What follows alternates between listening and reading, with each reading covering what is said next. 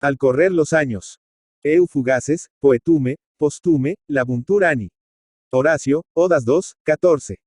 El lugar común de la filosofía moral y de la lírica que con más insistencia aparece es el de cómo se va el tiempo, de cómo se hunden los años en la eternidad de lo pasado.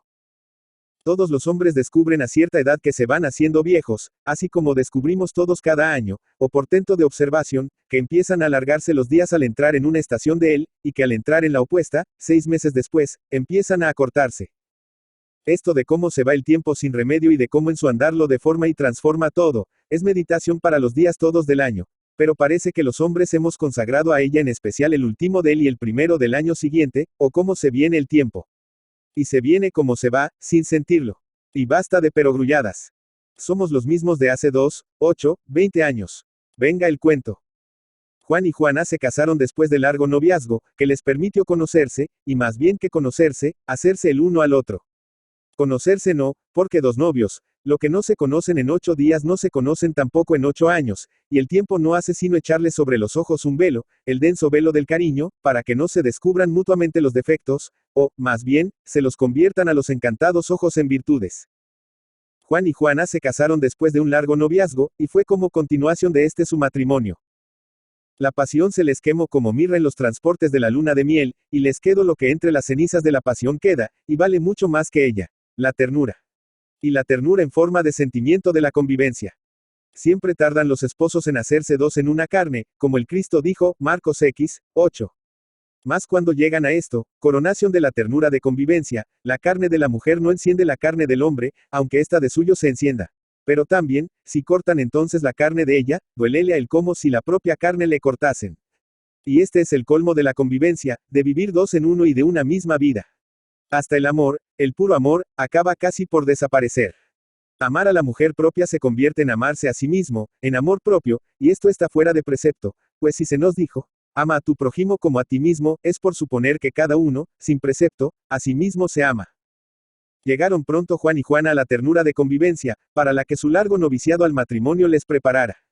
Y a las veces, por entre la tibieza de la ternura asomaban llamaradas del calor de la pasión. Y así corrían los días. Corrían, y Juan se amohinaba e impacientaba en sí al no observar señales del fruto esperado.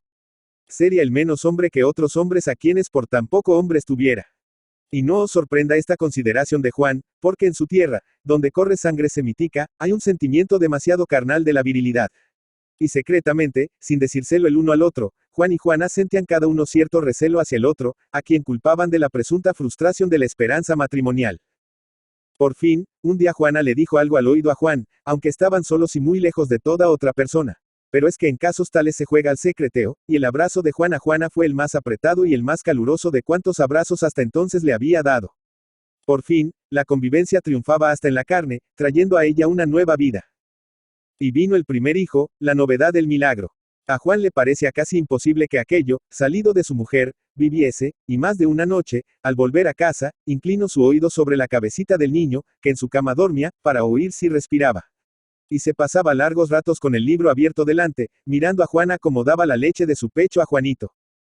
Y corrieron 2 años, y vino otro hijo, que fue hija, pero, Señor, cuando se habla de masculinos y femeninos, porque se ha de aplicar a ambos aquel género y no este, y se llamó Juanita, y ya no le pareció a Juan, su padre, tan milagroso, aunque tan doloroso le tembló al darlo a luz a Juana, su madre. Y corrieron años, y vino otro, y luego otro, y más después otro, y Juan y Juana se fueron cargando de hijos. Y Juan solo sabía el día del natalicio del primero, y en cuanto a los demás, ni siquiera hacia qué mes habían nacido. Pero Juana, su madre, como los contaba por dolores, podía situarlos en el tiempo. Hoy que siempre guardamos en la memoria mucho mejor las fechas de los dolores y desgracias que no las de los placeres y venturas. Los hitos de la vida son dolorosos más que placenteros. Y en este correr de años y venir de hijos, Juana se había convertido, de una doncella fresca y esbelta, en una matrona otoñal cargada de carnes, acaso en exceso. Sus líneas se habían deformado en grande, la flor de la juventud se le había ajado. Era todavía hermosa, pero no era bonita ya, y su hermosura era ya más para el corazón que para los ojos. Era una hermosura de recuerdos, no ya de esperanzas. Y Juana fue notando que a su hombre Juan se le iba modificando el carácter según los años sobre él pasaban, y hasta la ternura de la convivencia se le iba entibiando. Cada vez eran más raras aquellas llamaradas de pasión que en los primeros años de hogar estallaban de cuando en cuando de entre los rescoldos de la ternura. Ya no quedaba sino ternura. Y la ternura pura se confunde a las veces casi con el agradecimiento y hasta confina con la piedad. Ya a Juana los besos de Juan, su hombre, le parecían más que besos a su mujer, besos a la madre de sus hijos, besos empapados de gratitud por habérselos dado tan hermosos y buenos, besos empapados acaso de piedad por sentirla declinar en la vida. Y no hay amor verdadero y hondo, como era el amor de Juana a Juan, que se satisfaga con agradecimiento ni con piedad. El amor no quiere ser agradecido ni quiere ser comprendido. El amor quiere ser amado porque sí, y no por razón alguna, por noble que ésta sea. Pero Juana tenía ojos y tenía espejo, por una parte, y tenía, por otra, a sus hijos. Y tenía, además, fe en su marido y respeto a él. Y tenía, sobre todo, la ternura, que todo lo allana. Más creyó notar preocupado y mustio a su Juan, y a la vez que mustio y preocupado, excitado. Parecía como si una nueva juventud le agitara la sangre en las venas. Era como si al empezar su otoño, un veranillo de San Martín hiciera brotar en él flores tardías que habría de helar el invierno. Juan estaba, sí, mustio. Juan buscaba la soledad. Juan parecía pensar en cosas lejanas cuando su Juana le hablaba de cerca. Juan andaba distraído. Juana dio en observarle y en meditar, más con el corazón que con la cabeza, y acabó por descubrir lo que toda mujer acaba por descubrir siempre que fía la inquisición al corazón y no a la cabeza, descubrió que Juan andaba enamorado. No cabía duda alguna de ello. Y redobló Juana de cariño y de ternura y abrazaba a su Juan como para defenderlo de una enemiga invisible, como para protegerlo de una mala tentación, de un pensamiento malo. Y Juan, medio adivinando el sentido de aquellos abrazos de renovada pasión, se dejaba querer y redoblaba ternura, agradecimiento y piedad, hasta lograr reavivar la casi extinguida llama de la pasión, que del todo es inextinguible. Y había entre Juan y Juana un secreto patente a ambos, un secreto en secreto confesado. Y Juana empezó a acechar discretamente a su Juan buscando el objeto de la nueva pasión. Y no lo hallaba, a quien, que no fuese ella, amar a Juan. Hasta que un día, y cuando el idón de él, su Juan, menos lo sospechaba, lo sorprendió, sin que él se percatara de ello, besando un retrato.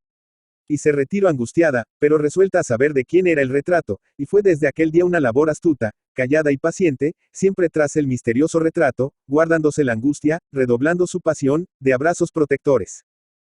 Por fin un día aquel hombre prevenido y cauto, aquel hombre tan astuto y tan sobre sí siempre seria adrede, dejó al descuido la cartera en que guardaba el retrato.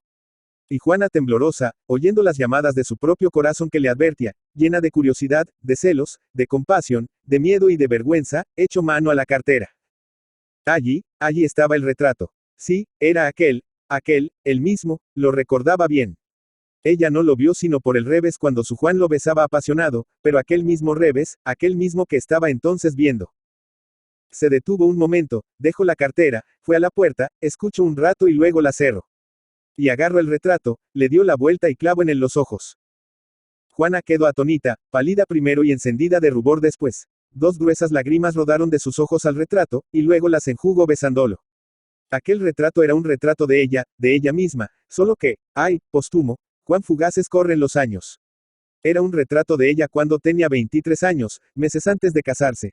Era un retrato que Juana dio a su Juan cuando eran novios. Y ante el retrato resurgió a sus ojos todo aquel pasado de pasión, cuando Juan no tenía una sola cana y era ella esbelta y fresca como un pimpollo. Sintió Juana celos de sí misma. O mejor, sintió la Juana de los 45 años celos de la Juana de los 23, de su otra Juana. No, sino que sintió compasión de sí misma, y con ella, ternura, y con la ternura, cariño. Y tomó el retrato y se lo guardó en el seno. Cuando Juan se encontró sin el retrato en la cartera receló algo y se mostró inquieto.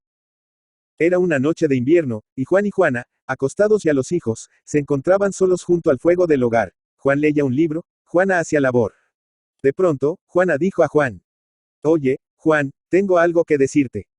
Di, Juana, lo que quieras. Como los enamorados, gustaban de repetirse uno a otro el nombre. Tú, Juan, guardas un secreto. Yo, no. Te digo que sí, Juan. Te digo que no, Juana. Te lo he sorprendido. Así es que no me lo niegues, Juan. Pues si es así, descúbremelo. Entonces Juana sacó el retrato, y alargándoselo a Juan, le dijo con lágrimas en la voz: Anda, toma y bésalo cuanto quieras, pero no a escondidas. Juan se puso encarnado, y apenas repuesto de la emoción de sorpresa tomó el retrato, le echó al fuego y acercándose a Juana y tomándola en sus brazos y sentándola sobre sus rodillas, que le temblaban, le dio un largo y apretado beso en la boca, un beso en que de la plenitud de la ternura refloreció la pasión primera. Y sintiendo sobre sí el dulce peso de aquella fuente de vida, de donde habían para el brotado, con 9 hijos, más de 20 años de dicha reposada, le dijo: a él no, que es cosa muerta, y lo muerto, al fuego. A él no, sino a ti, mi Juana, mi vida. A ti, que estás viva y me has dado vida, a ti. Y Juana, temblando de amor sobre las rodillas de su Juan, se sintió volver a los 23 años, a los años del retrato que ardía, calentándolos con su fuego. Y la paz de la ternura sosegada volvió a reinar en el hogar de Juan y Juana. El espejo de la muerte, 1913. Miguel de Unamuno. Miguel de Unamuno y Hugo Bilbao, 29 de septiembre de 1864, Salamanca, 31 de diciembre de 1936, fue un escritor y filósofo español perteneciente a la generación del 98.